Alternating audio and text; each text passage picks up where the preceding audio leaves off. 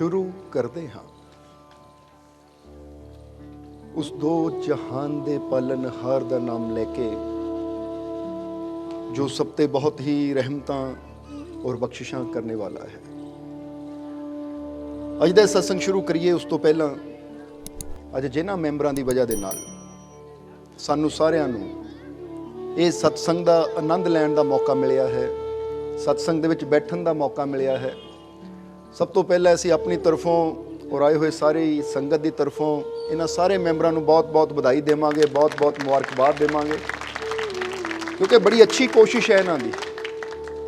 और अंदर बेनती भी कर रहे सी कि मालको हाले संगत थोड़ी है, कमेटी के मैंबर थोड़े है, इसलिए कृपा करो। तो इन्हां नूं ये दस्सिया कि जदों शुरुआत हुंदी है ना तो हमेशा हुण तुसीं करोड़ तक पहुंचना होवे तो शुरुआत कित्थों हुंदी है?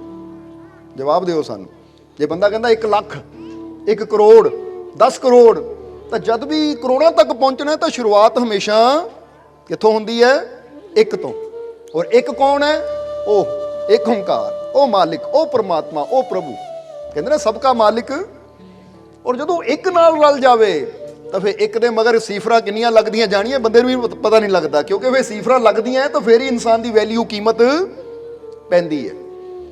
इसलिए जीवन च पहला 1 दा होना जरूरी है।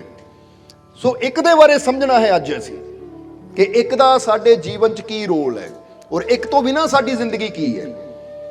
पर उसनूं समझण वास्ते जाण तो पहला अज जिन्हां मैंबरां दी वजह नाल सानूं ये मौका मिलिया है सत्संग च बैठण दा, सत्संग सुणन दा, सो साडा सारिआं दा फर्ज बनदा है कि जिन्हां दी वजह नाल अज सानूं ये रहमत, ये बख्शिश सत्संग दी मिलण जा रही है, सब तो पहले असीं उन्हां दे वास्ते उस मालिक दे चरनां च, उस परमात्मा प्रभु दे चरनां च अरदास बेनती करिए कि मालिक इन्हां सारे मैंबरां ते अपनी किरपा, दया, मेहर, रहमत, बख्शिश बनाए रखन।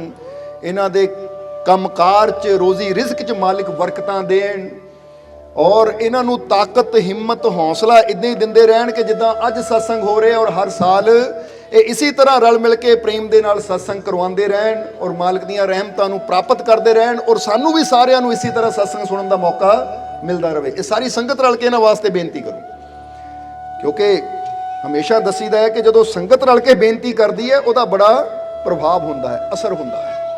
और कई वेरां इंसान पूरी कोशिश कर लेंदा है पर गल नहीं बनती, पर सच्चे दिलों निकली हुई 1 अरदास, 1 दुआ इंसान की जिंदगी नूं बदल के रख दिंदी है। तां ही कहंदे ना बिरथी कदे ना होही जन की अरदास। ये अरदास विच परमात्मा ने एक शक्ति रखी हुई है कि जदों असीं दिलों कुछ मंगते हैं, पुकार करते हैं, प्रार्थना करते हैं, क्योंकि कोई दुआ कहता है, कोई फरियाद कहता है, कोई प्रार्थना कहता है, कोई अरदास, पर गल यह है कि जदों दिलों अपने मालिक नूं याद करके कुछ भी असीं बेनती करते हैं ना, तो याद रखो कदी भी व्यर्थ नहीं जाती। क्योंकि हुण तुसीं शब्दां दी ताकत नूं समझो थोड़ा जिहा कि अगर एक आदमी तुहाडे मोहरे खड़ा है, तुसीं उहनूं गाली दिंदे हो, तो की तुहाडी गाली व्यर्थ जाएगी या उत्ते असर होएगा? जवाब देना सानूं, असर होएगा कि नहीं?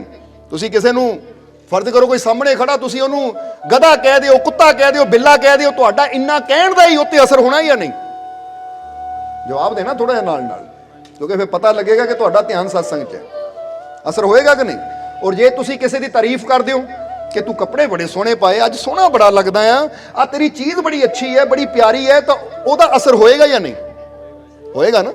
हुण जरा सोचो, एक सामने इंसान खड़ा है, असीं उहनूं बुरा बोल दईए उहदा भी असर होके रहिंदा है, असीं चंगा बोल दईए उहदा भी असर होके रहिंदा है।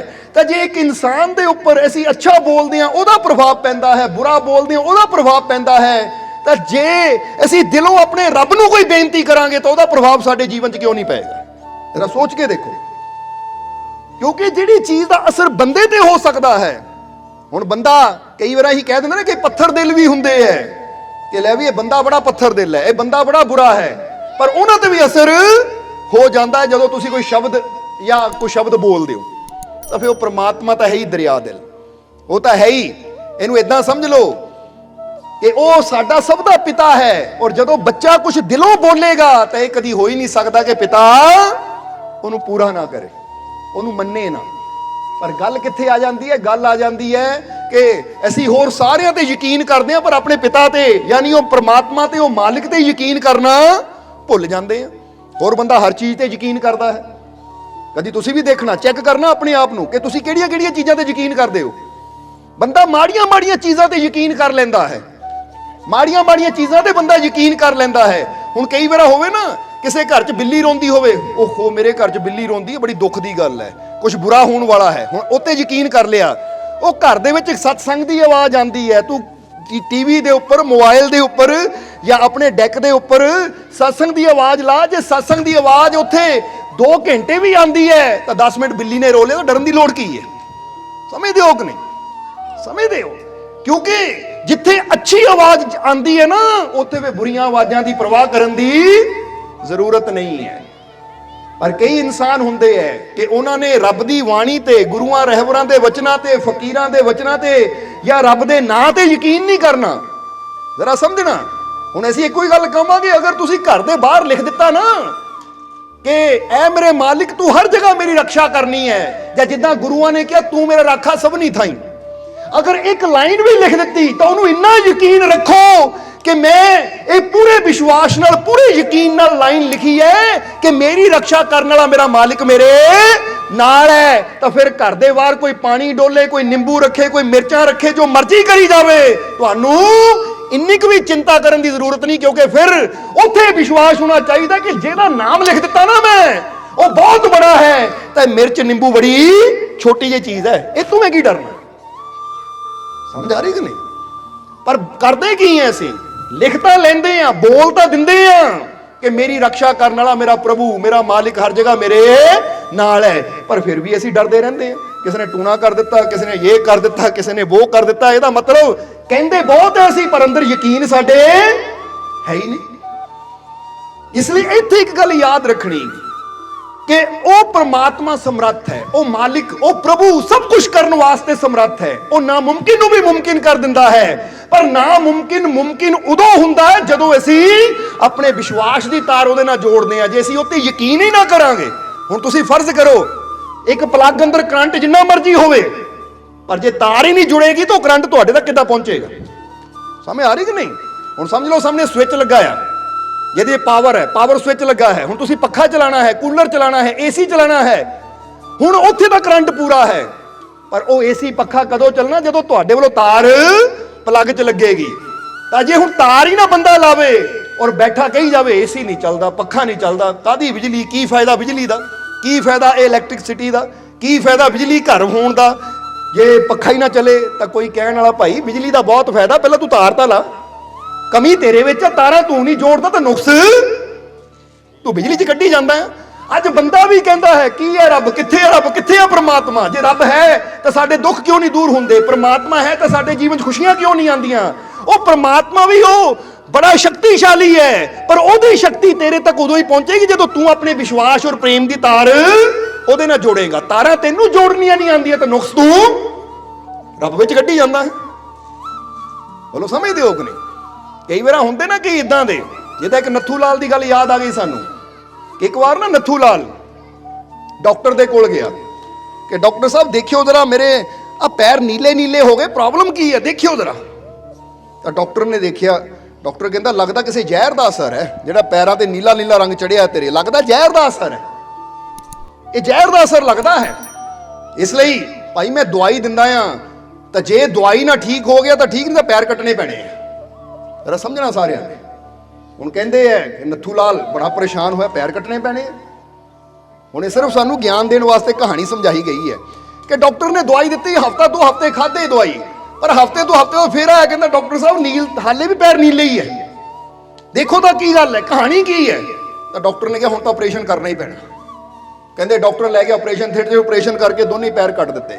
ਜਦੋਂ ਦੋਨੇ ਪੈਰ ਕੱਟੇ ਗਏ, ਕਹਿੰਦੇ ਲੈ ਹੁਣ ਡਰਨ ਦੀ ਲੋੜ ਨਹੀਂ। ਪਰ ਹਫਤਾ 10 ਦਿਨਾਂ ਬਾਅਦ ਫਿਰ ਨੱਥੂ ਲਾਲ ਵੀਲ ਚੇਅਰ ਤੇ ਆਂਦਾ ਹੈ, ਕਹਿੰਦਾ ਡਾਕਟਰ ਸਾਹਿਬ ਲੱਤਾਂ ਨੀਲੀਆਂ ਹੋ ਰਹੀਆਂ ਹੈ, ਲੱਤਾਂ ਨੀਲੀਆਂ ਹੋ ਰਹੀਆਂ ਹੈ, ਦੇਖੋ ਕੀ ਪ੍ਰੋਬਲਮ ਹੈ? ਉਹ ਡਾਕਟਰ ਕਹਿੰਦਾ ਕਮਾਲ ਦੀ ਗੱਲ ਹੈ, ਲੱਗਦਾ ਹੁਣ ਗੋਡਿਆਂ ਤੋਂ ਲੱਤ ਵੱਢਣੀ ਪੈਣੀ ਹੈ, ਪਹਿਲਾਂ ਪੈਰ ਵੱਢੇ ਹੁਣ ਲੱਤਾਂ ਵੱਢਣੀਆਂ ਪੈਣੀਆਂ ਗੋਡਿਆਂ ਤੋਂ। ਜਰਾ ਸਮਝਣਾ ਸਾਰਿਆਂ ਨੇ। ਹੁਣ ਨੱਥੂ ਲਾਲ ਕਹਿੰਦਾ ਜੇ ਗੋਡੇ ਵੀ ਵੱਢਣੇ ਪਏ ਤਾਂ ਫਿਰ ਤਾਂ ਮੁਸ਼ਕਿਲ ਹੋ ਜਾਏਗੀ, ਪੈਰਾਂ 'ਚ ਤਾਂ ਚਲੋ ਨਕਲੀ ਬੂਟ ਪਾ ਕੇ ਮੈਂ ਮਾੜਾ ਮੋਟਾ ਤੁਰ ਲੈਂਦਾ ਆ, ਜੇ ਗੋਡਿਆਂ ਤੋਂ ਹੀ ਵੱਢ ਦਿੱਤਾ ਫਿਰ ਤਾਂ ਔਖਾ ਹੋ ਜਾਏਗਾ। ਕਹਿੰਦੇ ਬੜਾ ਪਰੇਸ਼ਾਨ ਜਿਹਾ ਜਾ ਰਿਹਾ ਸੀ, ਇੱਕ ਸਿਆਣਾ ਬਜ਼ੁਰਗ ਰਸਤੇ 'ਚ ਮਿਲਿਆ, ਕਹਿੰਦਾ ਕੀ ਗੱਲ ਨੱਥੂ ਲਾਲ, ਵੀਲ ਚੇਅਰ ਤੇ ਆ, ਚੰਗਾ ਭਲਾ ਸੀ ਤੁਰਦਾ ਫਿਰਦਾ ਦੌੜਦਾ, ਵੀਲ ਚੇਅਰ ਤੇ ਕਿੱਦਾਂ ਆ ਗਿਆ? ਪੈਰਾਂ ਨੂੰ ਕੀ ਹੋ ਗਿਆ? ਕਹਿੰਦਾ ਬਜ਼ੁਰਗੋ ਕੀ ਦੱਸਾਂ, ਮੇਰੇ ਪੈਰ ਨੀਲੇ ਹੋਣੇ ਸ਼ੁਰੂ ਹੋ ਗਏ ਸੀ। ਡਾਕਟਰ ਕੋਲ ਗਿਆ ਤਾਂ ਉਹਨੂੰ ਪਹਿਲਾਂ ਤਾਂ ਦਵਾਈ ਦਿੱਤੀ, ਫਿਰ ਕਹਿੰਦੇ ਜ਼ਹਿਰ ਹੈ ਚੜਿਆ ਹੋਇਆ, ਅਗਰ ਠੀਕ ਨਾ ਹੋਇਆ ਪੈਰ ਵੱਢਣੇ ਪੈਣੇ ਆ, ਤਾਂ ਪੈਰ ਵੱਢਣੇ ਪੈ ਗਏ। ਠੀਕ ਨਹੀਂ ਹੋਇਆ ਦਵਾਈ ਨਾਲ, ਔਰ ਹੁਣ ਫਿਰ ਲੱਤਾਂ ਨੀਲੀਆਂ ਹੁੰਦੀਆਂ ਪਈਆਂ। ਹੁਣ ਉਹ ਕਹਿੰਦਾ ਗੋਡਿਆਂ ਤੋਂ ਲੱਤਾਂ ਵੱਢਣੀਆਂ ਪੈਣੀਆਂ ਹੈ। ਤਾਂ ਬਜ਼ੁਰਗ ਕਹਿੰਦਾ ਜਰਾ ਮੈਨੂੰ ਚੈੱਕ ਕਰਨ ਦੇ, ਜਰਾ ਚੱਲ ਮੈਨੂੰ ਦਿਖਾ, ਜਰਾ ਸਮਝਣਾ ਸਾਰਿਆਂ ਨੇ। ਔਰ ਜਦੋਂ ਬਜ਼ੁਰਗ ਨੇ ਜਾ ਕੇ ਅੰਦਰ ਚੈੱਕ ਕੀਤਾ, ਦੇਖਿਆ ਚੰਗੀ ਤਰ੍ਹਾਂ, ਉਹ ਬਜ਼ੁਰਗ ਕਹਿੰਦਾ ਕੋਈ ਲੱਤਾਂ ਲੁੱਤਾਂ ਨਹੀਂ, ਤੇਰੀ ਪੈਂਟ ਦਾ ਨੀਲਾ ਰੰਗ ਉਤਰਦਾ ਆ। ਸਮਝਦੇ ਹੋ ਕਿ ਨਹੀਂ? ਕੋਈ ਜ਼ਹਿਰ ਜੂਰ ਹੈ ਨਹੀਂ, ਉਹ ਪੈਂਟ ਬਦਲਣ ਦੀ ਲੋੜ ਹੈ, ਲੱਤਾਂ ਵੱਢਣ ਦੀ ਲੋੜ ਹੈ ਨਹੀਂ। ਪਰ ਬੰਦਾ ਕੀ ਕਰਦਾ? ਪੈਂਟ ਨਹੀਂ ਬਦਲਦਾ, ਲੱਤਾਂ ਵਢਾਈ ਜਾਂਦਾ ਹੈ। ਇੱਥੇ ਦੱਸਣਾ ਕੀ ਚਾਹੁੰਦੇ, ਕਹਾਣੀ ਹਾਸੇ ਵਾਲੀ ਜ਼ਰੂਰ ਹੈ ਪਰ ਸਾਡੇ ਜੀਵਨ ਨਾਲ ਜੁੜੀ ਹੋਈ ਹੈ। ਕਾਰਨ ਕੀ ਹੈ ਕਿ ਅੱਜ ਬੰਦਾ ਵੀ ਆਪਣੇ ਜੀਵਨ 'ਚ ਸਭ ਕੁਝ ਕਰੀ ਜਾਂਦਾ, ਆਪਣੀ ਸੋਚ ਨਹੀਂ ਬਦਲਦਾ। ਗੱਲ ਤਾਂ ਸੋਚ ਨੂੰ ਬਦਲਣ ਦੀ ਹੈ। ਜੇ ਜੀਵਨ 'ਚ ਦੁੱਖ ਹੈ, ਤਕਲੀਫਾਂ ਹੈ, ਪਰੇਸ਼ਾਨੀਆਂ ਹੈ, ਤਾਂ ਕੋਈ ਕਿੱਦਾਂ ਕਹਿ ਦੇਗਾ ਕਿ ਭਾਈ ਨਦੀ ਕੋ ਜਾ ਕੇ ਮੁਰਗਾ ਵੱਢਣਾ ਪੈਣਾ ਹੈ, ਉੱਥੇ ਜਾ ਕੇ ਆਹ ਕੰਮ ਕਰਨਾ ਪੈਣਾ ਹੈ, ਚੁਰਾਹੇ 'ਚ ਦੀਵਾ ਜਗਾਉਣਾ ਪੈਣਾ। ਬੰਦਾ ਸਾਰੇ ਉਲਟੇ ਸਿੱਧੇ ਕੰਮ ਕਰੀ ਜਾਂਦਾ ਪਰ ਆਪਣੀ ਸੋਚ ਨੂੰ ਉਹਨੂੰ ਨਹੀਂ ਬਦਲਦਾ ਕਿ ਇਹਨਾਂ ਚੀਜ਼ਾਂ ਨੇ ਕੀ ਕਰਨਾ। ਮੈਂ ਆਪਣੇ ਮਾਲਿਕ ਤੇ ਭਰੋਸਾ ਰੱਖਾਂ, ਆਪਣੇ ਮਾਲਿਕ ਤੇ ਯਕੀਨ ਰੱਖਾਂ, ਕਿਉਂਕਿ ਯਾਦ ਰੱਖੋ ਜਦੋਂ ਸੋਚ ਬਦਲਦੀ ਹੈ ਤਾਂ ਜ਼ਿੰਦਗੀ ਬਦਲਣੀ ਸ਼ੁਰੂ ਹੋ ਜਾਂਦੀ ਹੈ। ਜਦ ਤੱਕ ਅਸੀਂ ਆਪਣੀ ਸੋਚ ਨੂੰ ਇਦਾਂ ਦੀਆਂ ਬੁਰੀਆਂ ਵਹਿਮਾਂ ਭਰਮਾਂ ਦੀਆਂ ਚੀਜ਼ਾਂ ਤੇ ਜੋੜ ਕੇ ਰੱਖਾਂਗੇ ਕਿ ਕਿਤੇ ਮੇਰਾ ਬੁਰਾ ਨਾ ਹੋ ਜਾਵੇ, ਕਿਤੇ ਮੇਰਾ ਨੁਕਸਾਨ ਨਾ ਹੋ ਜਾਵੇ, ਕਿਤੇ ਆ ਨਾ ਹੋ ਜਾਵੇ, ਤਾਂ ਇਹਦਾ ਮਤਲਬ ਹੈ ਨੁਕਸਾਨ, ਇਹ ਬੁਰਾ ਉਦੋਂ ਤੱਕ ਹੀ ਸਾਡੇ ਅੰਦਰ ਚੱਲਦਾ ਜਦ ਤੱਕ ਸਾਨੂੰ ਆਪਣੇ ਰੱਬ ਤੇ ਵਿਸ਼ਵਾਸ ਨਾ ਹੋਵੇ। ਕਿਉਂਕਿ ਸਭ ਤੋਂ ਬੜੀ ਸ਼ਕਤੀ ਕਿਹੜੀ ਹੈ? ਬੋਲੋ, ਸਮਝਦੇ ਹੋ ਕਿ ਨਹੀਂ? ਸਭ ਤੋਂ ਬੜੀ ਸ਼ਕਤੀ ਹੈ ਉਹ ਮਾਲਿਕ, ਉਹ ਪ੍ਰਮਾਤਮਾ, ਉਹ ਪ੍ਰਭੂ। ਔਰ ਜਿਹੜਾ ਉਸ ਇੱਕ ਤੇ ਯਕੀਨ ਰੱਖਦਾ ਹੈ ਕਿ ਮੇਰਾ ਮਾਲਿਕ ਮੇਰੇ ਨਾਲ ਹੈ। ਜਿੱਦਾਂ ਅਸੀਂ ਇੱਕ ਲਾਈਨ ਕਹੀਦੀ ਹੈ, ਜਬ ਮੇਰਾ ਮਾਲਿਕ ਮੇਰੇ ਸਾਥ ਹੈ ਤਾਂ ਡਰਨੇ ਕੀ ਕਿਆ, ਫਿਰ ਕਾਹਦਾ ਡਰ, ਕਾਹਦੀ ਚਿੰਤਾ, ਫਿਰ ਕਾਹਦਾ ਭੈ, ਜਦੋਂ ਪਤਾ ਮੇਰੀ ਰੱਖਿਆ ਕਰਨ ਵਾਲਾ ਸਮਰੱਥ ਉਹ ਪ੍ਰਭੂ ਮੇਰੇ ਨਾਲ ਹੈ। ਤਾਂ ਜਿਹੜਾ ਸਭ ਨੂੰ ਬਚਾ ਰਿਹਾ ਹੈ, ਪੂਰੇ ਸੰਸਾਰ ਨੂੰ ਸੰਭਾਲ ਰਿਹਾ, ਉਹ ਮੇਰੀ ਵੀ ਸੰਭਾਲ ਕਰੇਗਾ, ਮੇਰੀ ਵੀ ਚਿੰਤਾ ਕਰੇਗਾ। ਮੈਂ ਡਰਨਾ ਨਹੀਂ ਹੈ, ਕੋਈ ਚੀਜ਼ ਮੇਰਾ ਕੁਝ ਨਹੀਂ ਵਿਗਾੜ ਸਕਦੀ, ਕਿਉਂਕਿ ਮੇਰੀ ਸੰਭਾਲ ਕਰਨ ਵਾਲੀ ਸ਼ਕਤੀ ਜਿਹੜੀ ਹੈ ਨਾ, ਉਹ ਪ੍ਰਮਾਤਮਾ, ਉਹ ਸਮਰੱਥ ਹੈ, ਉਹ ਸਭ ਤੋਂ ਬੜਾ ਹੈ। ਨਹੀਂ ਤਾਂ ਪੜ੍ਹ ਕੇ ਦੇਖੋ ਭਗਤ ਧਰੁਵ ਦੀ ਜ਼ਿੰਦਗੀ। ਬਾਲਕ ਧਰੁਵ ਸੀ ਕਿ ਜਦੋਂ ਭਗਤੀ ਵਾਸਤੇ ਗਿਆ ਜੰਗਲ ਦੇ ਵਿੱਚ, ਤਾਂ ਕਹਿੰਦੇ ਜੰਗਲ ਦੇ ਵਿੱਚ ਨਾਰਦ ਮੁਨੀ ਨੇ ਉਹਨੂੰ ਸ਼ਬਦ ਦੀ ਦਾਤ ਦਿੱਤੀ ਕਿ ਬੇਟਾ ਆਹ ਸਿਮਰਨ ਕਰਨਾ ਹੈ, ਕਿਉਂਕਿ ਬਿਨਾਂ ਜੁਗਤੀ ਤੋਂ ਭਗਤੀ ਨਹੀਂ ਹੁੰਦੀ।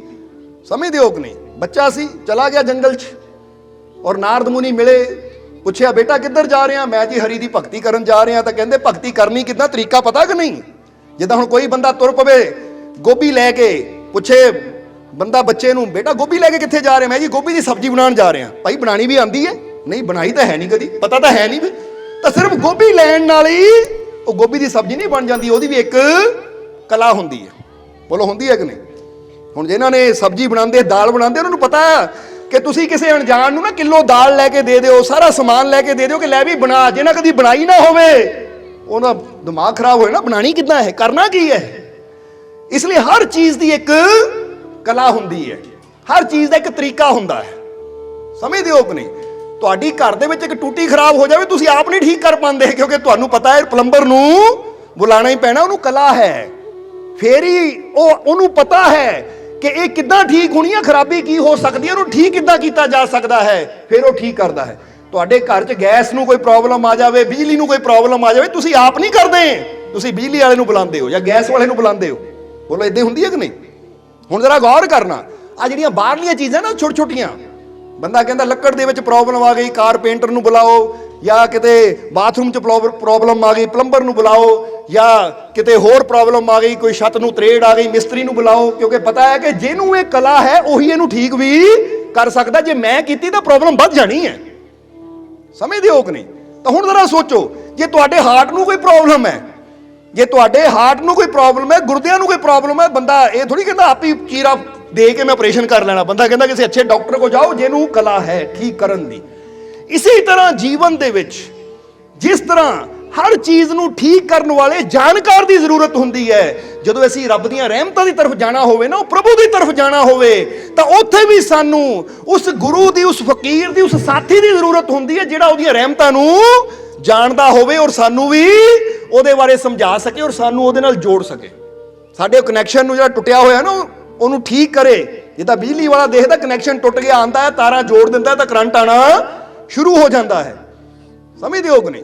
ਤੁਹਾਡਾ ਟੀਵੀ ਖਰਾਬ ਹੋ ਗਿਆ, ਤੁਸੀਂ ਉਹਨੂੰ ਟੀਵੀ ਵਾਲੇ ਕੋਲ ਲੈ ਜਾਂਦੇ ਹੋ ਔਰ ਜਾ ਕੇ ਕਹਿੰਦੇ ਹੋ ਭਾਈ ਟੀਵੀ ਨਹੀਂ ਚੱਲਦਾ, ਉਹ ਦੇਖਦਾ ਕਿ ਆਹ ਪਾਠ ਖਰਾਬ ਹੈ, ਇਹਨੂੰ ਠੀਕ ਕਰ ਦਿਓ, ਤਸਵੀਰ ਆਣੀ ਸ਼ੁਰੂ ਹੋ ਜਾਂਦੀ ਹੈ। ਇਸੇ ਤਰ੍ਹਾਂ ਜੇ ਸਾਡੇ ਜੀਵਨ 'ਚ ਖੁਸ਼ੀਆਂ ਦੀ ਤਸਵੀਰ ਨਹੀਂ ਆ ਰਹੀ, ਜੇ ਸਾਡੇ ਜੀਵਨ 'ਚ ਕਾਮਯਾਬੀ ਸਫਲਤਾ ਦੀ ਤਸਵੀਰ ਨਹੀਂ ਆ ਰਹੀ, ਤੇ ਇਹਦਾ ਮਤਲਬ ਕਿਤੇ ਨਾ ਕਿਤੇ ਸਾਡਾ ਕਨੈਕਸ਼ਨ ਵੀ ਟੁੱਟਿਆ ਹੋਇਆ, ਕੋਈ ਪਾਠ ਖਰਾਬ ਹੈ। ਹੁਣ ਇਹਨੂੰ ਕਾਮਯਾਬੀ, ਸਫਲਤਾ, ਖੁਸ਼ੀ ਦੀ ਤਸਵੀਰ ਨੂੰ ਆਪਣੇ ਜੀਵਨ 'ਚ ਲਿਆਉਣ ਵਾਸਤੇ ਸਾਨੂੰ ਵੀ ਐਸੇ ਗੁਰੂ ਰਹਿਬਰ ਫਕੀਰ ਦੀ ਜ਼ਰੂਰਤ ਹੈ ਜਿਹੜਾ ਜਾਣਕਾਰ ਹੋਵੇ ਔਰ ਸਾਡੀ ਉਹ ਖਰਾਬੀ ਨੂੰ ਦੂਰ ਕਰਕੇ ਸਾਨੂੰ ਦਰੁਸਤ ਕਰ ਸਕੇ, ਤਾਂ ਕਿ ਸਾਡੇ ਜੀਵਨ 'ਚ ਵੀ ਖੁਸ਼ੀਆਂ, ਆਨੰਦ, ਸ਼ਾਂਤੀ ਦੀ ਤਸਵੀਰਾਂ ਬਣਨੀਆਂ ਸ਼ੁਰੂ ਹੋ ਜਾਣ, ਤਾਂ ਕਿ ਸਾਡੇ ਜੀਵਨ 'ਚ ਵੀ ਖੁਸ਼ੀ ਆਣੀ ਸ਼ੁਰੂ ਹੋ ਜਾਵੇ। ਔਰ ਇਹ ਜਿੱਦਾਂ ਦੱਸਿਆ ਕਿ ਤਾਰ ਜੋੜਨ ਵਾਲਾ ਹੀ ਤਾਰ ਨੂੰ ਜੋੜ ਸਕਦਾ ਹੈ। ਸੋ ਜਦੋਂ ਸਾਡੀ ਵਿਸ਼ਵਾਸ ਦੀ ਤਾਰ, ਪ੍ਰੇਮ ਦੀ ਤਾਰ ਉਸ ਮਾਲਿਕ ਨਾਲ, ਪ੍ਰਮਾਤਮਾ ਪ੍ਰਭੂ ਦੇ ਨਾਲ ਜੁੜਦੀ ਹੈ, ਤਾਂ ਫੇਰ ਹੀ ਸਾਡੇ ਜੀਵਨ 'ਚ ਖੁਸ਼ੀਆਂ ਆਂਦੀਆਂ ਹੈ। ਹੁਣ ਜ਼ਰਾ ਚੈੱਕ ਕਰਨਾ ਕਿ ਇਹ ਬੰਦਾ ਆਪਣੇ ਆਪ ਨੂੰ ਟਟੋਲ ਕੇ ਆਪਣੇ ਆਪ ਨੂੰ ਪੁੱਛ ਸਕਦਾ ਹੈ ਕਿ ਮੇਰੇ ਅੰਦਰ ਵਿਸ਼ਵਾਸ ਕਿੰਨਾ ਕੁ ਆਪਣੇ ਰੱਬ ਤੇ, ਮੇਰੇ ਅੰਦਰ ਵਿਸ਼ਵਾਸ ਕਿੰਨਾ ਕੁ ਆਪਣੇ ਮਾਲਿਕ ਤੇ, ਮੇਰੇ ਅੰਦਰ ਯਕੀਨ ਕਿੰਨਾ ਹੈ ਆਪਣੇ ਪ੍ਰਭੂ ਤੇ, ਜਾਂ ਮੈਨੂੰ ਪ੍ਰੇਮ ਕਿੰਨਾ ਹੈ ਆਪਣੇ ਉਹ ਮਾਲਿਕ ਦੇ ਨਾਲ, ਪ੍ਰਮਾਤਮਾ ਪ੍ਰਭੂ ਦੇ ਨਾਲ। ਬੰਦਾ ਪੁੱਛ ਕੇ ਦੇਖੇ ਆਪਣੇ ਆਪ ਨੂੰ। ਅਗਰ ਬੰਦਾ ਸੱਚੀ ਗੱਲ ਆਪਣੇ ਆਪ ਨੂੰ ਪੁੱਛੇਗਾ ਔਰ ਸੱਚਾ ਜਵਾਬ ਦੇਗਾ, ਤਾਂ ਬੰਦੇ ਨੂੰ ਆਪਣੇ ਜਵਾਬ ਤੋਂ ਹੀ ਪਤਾ ਲੱਗ ਜਾਣਾ ਕਿ ਮੈਨੂੰ ਉਹਦੇ ਤੇ ਵਿਸ਼ਵਾਸ ਬਹੁਤ ਥੋੜਾ ਹੈ, ਉਹਦੇ ਨਾਲ ਪਿਆਰ ਬੜਾ ਥੋੜਾ, ਵਿਸ਼ਵਾਸ ਤਾਂ ਮੈਂ ਦੁਨੀਆ ਤੇ ਕਰਦਾ। ਸਮਝਦੇ ਹੋ ਕਿ ਨਹੀਂ?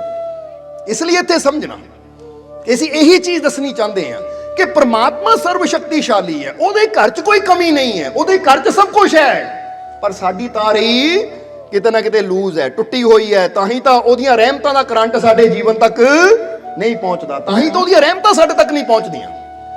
ਇਸ ਲਈ ਜਿੰਨਾ ਸਾਡਾ ਵਿਸ਼ਵਾਸ, ਜਿੰਨਾ ਸਾਡਾ ਪ੍ਰੇਮ ਇਹ ਮਜ਼ਬੂਤ ਹੁੰਦਾ ਚਲਾ ਜਾਏਗਾ, ਇਹ ਜਿਹੜਾ ਪ੍ਰਮਾਤਮਾ ਨਾਲ ਲਿੰਕ ਬਣਦਾ ਹੈ ਨਾ, ਪ੍ਰੇਮ ਔਰ ਵਿਸ਼ਵਾਸ ਨਾਲ ਬਣਦਾ ਹੈ, ਔਰ ਜਿੰਨਾ ਇਹ ਮਜ਼ਬੂਤ ਹੋਏਗਾ, ਇਹ ਜੋੜ ਜਿੰਨਾ ਪੱਕਾ ਹੋਏਗਾ, ਉਨਾ ਹੀ ਤੁਹਾਡੇ ਜੀਵਨ 'ਚ ਖੁਸ਼ੀਆਂ, ਰਹਿਮਤਾਂ, ਬਰਕਤਾਂ ਆਣੀਆਂ ਸ਼ੁਰੂ ਹੋ ਜਾਣਗੀਆਂ, ਔਰ ਤੁਹਾਡੇ ਜੀਵਨ ਦੀਆਂ ਪ੍ਰੋਬਲਮਾਂ, ਪਰੇਸ਼ਾਨੀਆਂ, ਤਕਲੀਫਾਂ, ਦੁੱਖ ਦੂਰ ਹੋਣੇ ਸ਼ੁਰੂ ਹੋ ਜਾਣਗੇ।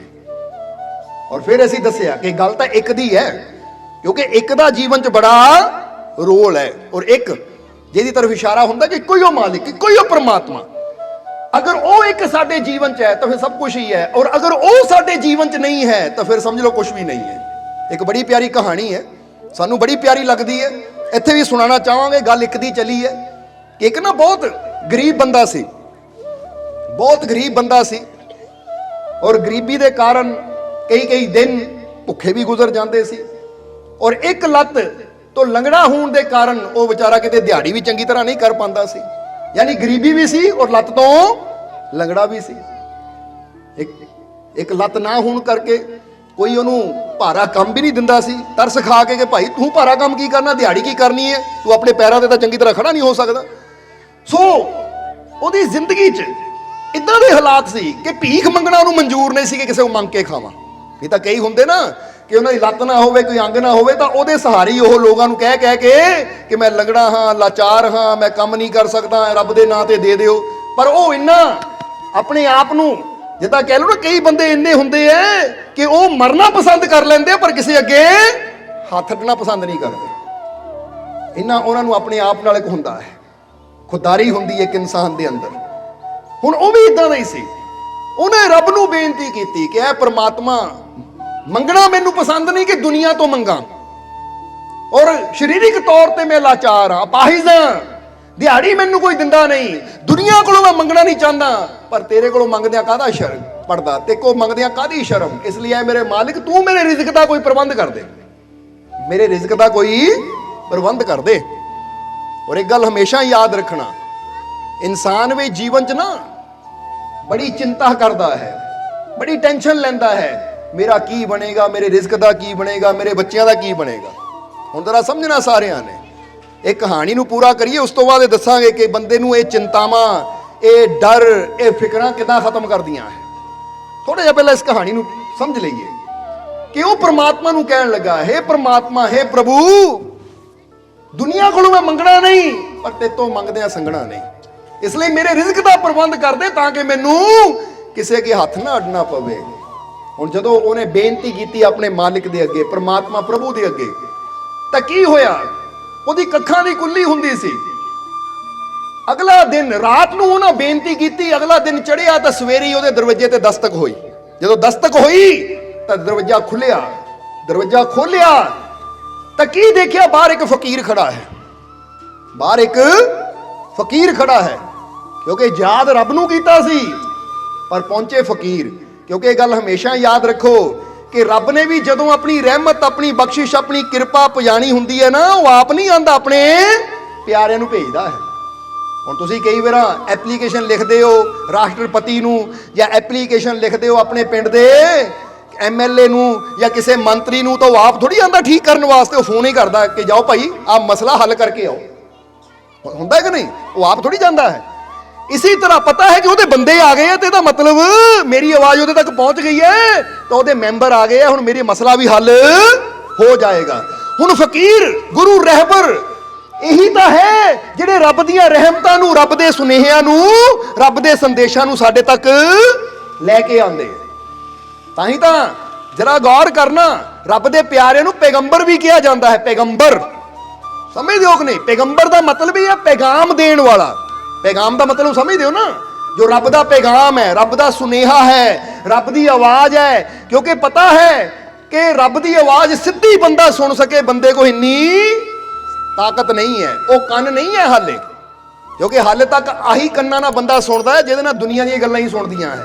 ਪਰ ਜਦੋਂ ਅੰਦਰਲੇ ਕੰਨ ਖੁੱਲਦੇ ਹੈ ਤਾਂ ਫਿਰ ਇਨਸਾਨ ਨੂੰ ਰੱਬ ਦੀ ਆਵਾਜ਼ ਸੁਣਾਈ ਦਿੰਦੀ ਹੈ। ਜਦੋਂ ਅੰਦਰਲੀ ਗਿਆਨ ਦੀ ਅੱਖ ਖੁੱਲਦੀ ਹੈ, ਜਿਹਨੂੰ ਗਿਆਨ ਚਕਸ਼ੂ ਕਿਹਾ ਜਾਂਦਾ ਹੈ, ਤਾਂ ਫਿਰ ਇਨਸਾਨ ਇਹ ਦੁਨੀਆ ਨੂੰ ਬਣਾਉਣ ਵਾਲੇ ਉਹ ਪਰਮਾਨੰਦ ਨੂੰ ਮਹਿਸੂਸ ਕਰਦਾ ਹੈ, ਦੇਖਦਾ ਹੈ।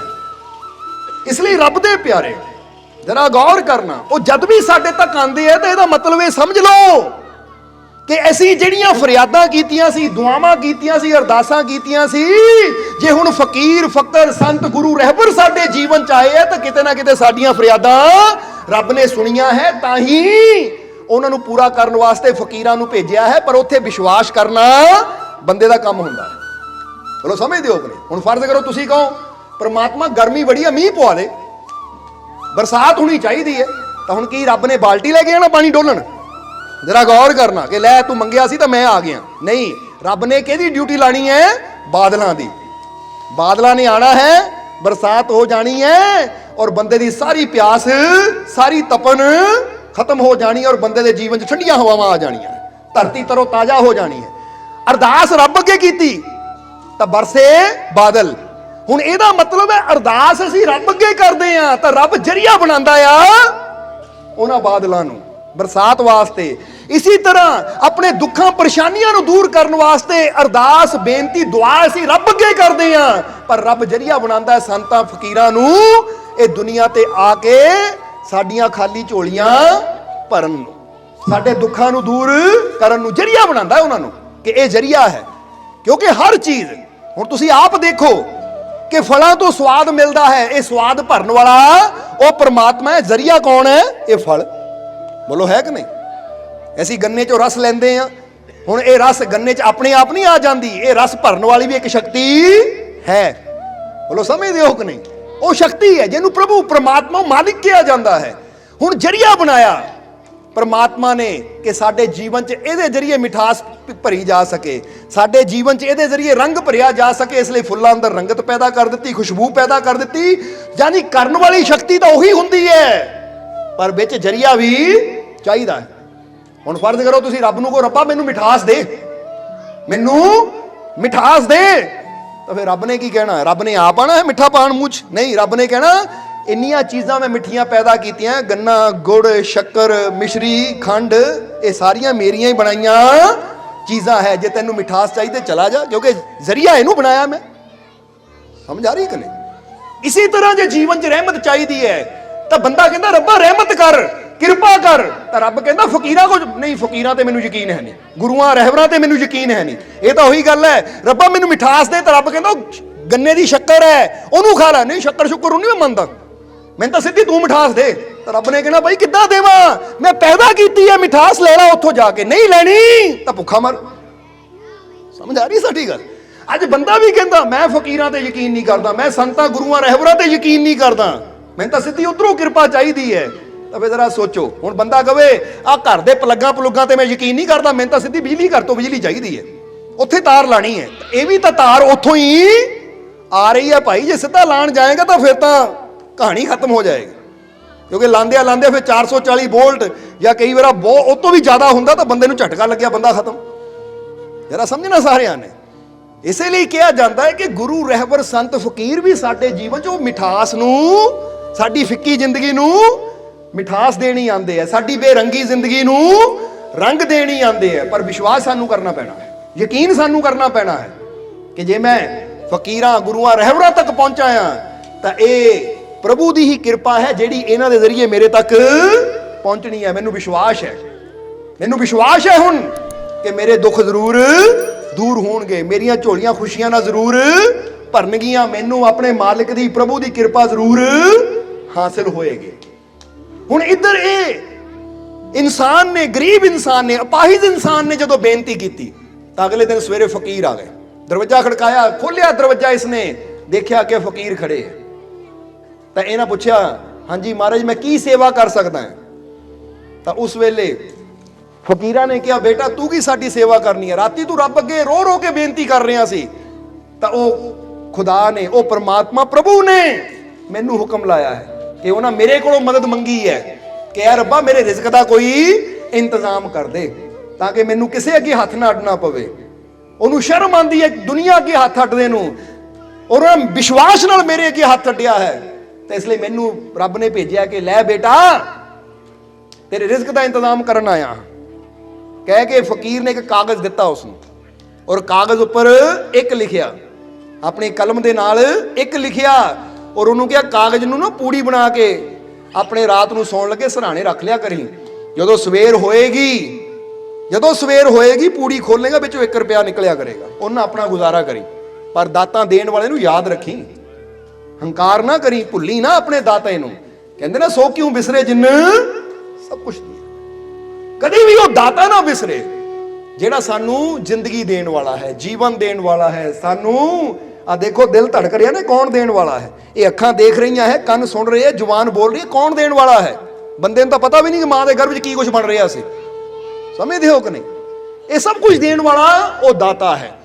ਇਸ ਲਈ ਦਾਤੇ ਤੇ ਵਿਸ਼ਵਾਸ ਰੱਖਣਾ ਹੈ, ਆਪਣੇ ਮਾਲਿਕ ਤੇ ਯਕੀਨ ਰੱਖਣਾ ਹੈ। ਸੋ ਫਕੀਰਾਂ ਨੇ ਵੀ ਕਿਹਾ, ਬੇਟਾ ਦਾਤਾਂ ਦੀ ਕਮੀ ਨਹੀਂ ਆਏਗੀ, ਪਰ ਕਦੀ ਦਾਤੇ ਨੂੰ ਭੁੱਲੀ ਨਾ, ਸ਼ੁਕਰ ਕਰੀ ਉਹਦਾ ਹਰਦਮ। ਕਹਿ ਕੇ ਫਕੀਰ चले गए। सब्सक्राइब कीजिए सर्व संध्या दरबार कांटिया शरीफ चैनल को और बेल आइकन दबाइए मालिक जी के लेटेस्ट सत्संग की वीडियो को सबसे पहले देखने के लिए।